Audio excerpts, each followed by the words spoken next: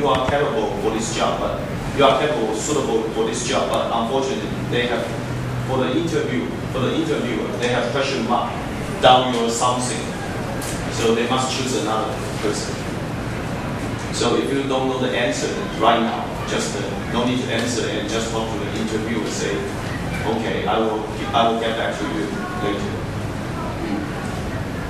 And then you can follow up everything too. You can follow up later. It could be better for you because you will keep contacting to him. Do you have another question, or did that answer your question? Answer for my first question. Yeah, your second question. How about the second question is, if I answer but it's a wrong answer, so what should I do? So if, for example, if I answer a question but my interviewer say, I don't think your answer is quite right, so at the moment, what should I do? Would you like to answer this? I cannot figure out. I could not figure out your question because if you answer the wrong question, if you answer wrong, you have to correct right away. But don't try to explain more. Just give the answer quite concisely and quite clear. But just answer that. You have to respond back. But you should not leave any question mark in the interview.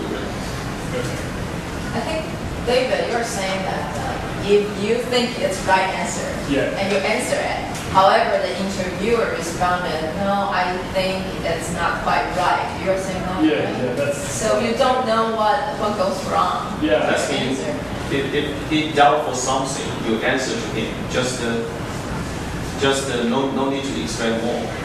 And if something can show, if something can show to him, for example, that you are quite capable for the job because you are doing a part-time job, but your behavior like a full-time job.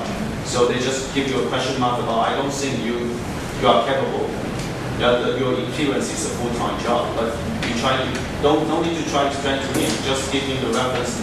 Just give him the reference person. If you doubt it, just call the reference line.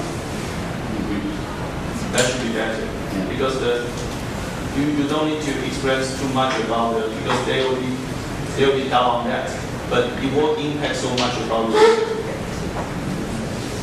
because you do not express well because you have nothing can prove it.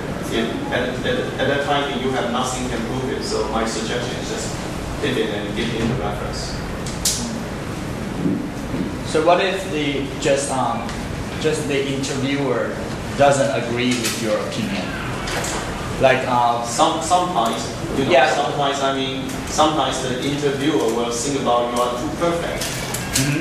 Your everything is too perfect, but you are just a student. How come? You present like you have 5 or 10 years experience, working experience on that. They just give you a very big question mark. But somehow you can show to them actually, because that's why I say for the part-time and full-time job, some student doing this job, even that's just part-time, but he take the behavior like a full-time. So he's capable. So that's why I say just give him the reference. Okay. And give him a reason why you cannot keep doing this job. That's your future job.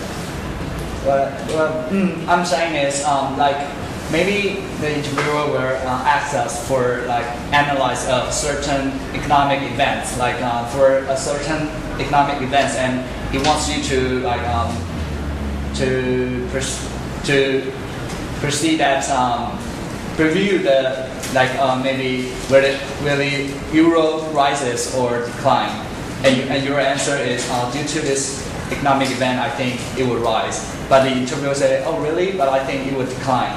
So should we debate with him, or should we just follow his idea or something like that? Good question. It's really hard to answer that. For me, it's really hard to answer that because the interview, during the interview, the time is not so enough. Actually, just spend about 30 minutes up to 1 hour to finish the interview. How could you explain to him? Okay, so you mean that interviewer normally will not play and also they this kind of spend thing. so much time to see your explanation. Actually, Maybe if you bring your notebook, you can show something to him, show the evidence to him. But normally when you open the notebook and try to show something, the time's up. Okay. So interviewers don't do this. They don't ask a question like that. Okay. Yeah, they always ask the question. No one is perfect. Just leave some question mark in red, but don't make any wrong answer to him. Okay. So based on the question that you don't know whether you're sure or something, you don't try to answer. You try to say something like, "Oh, I'll be prepared," but you don't try to answer in case of you're answering the wrong answer. You're not so sure about the answer.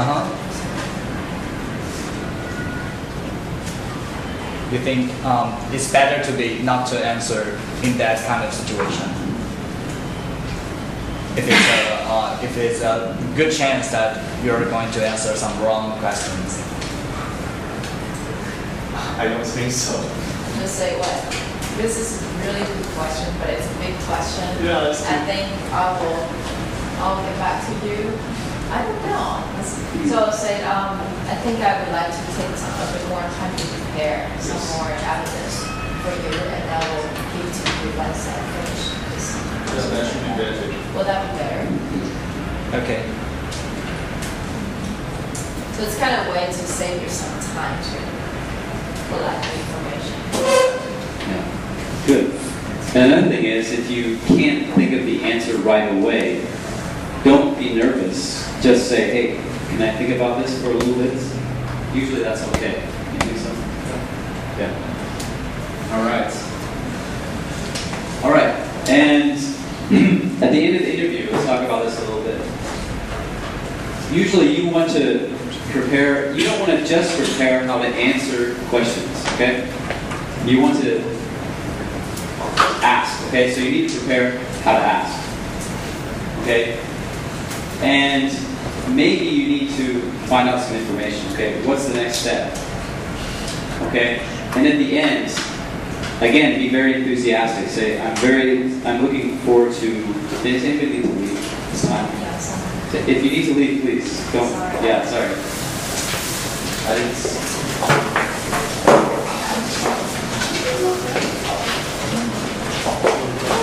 Oh, sorry about that. I didn't see the time. Should have told me. Okay. Yeah, sorry for making you guys late to class.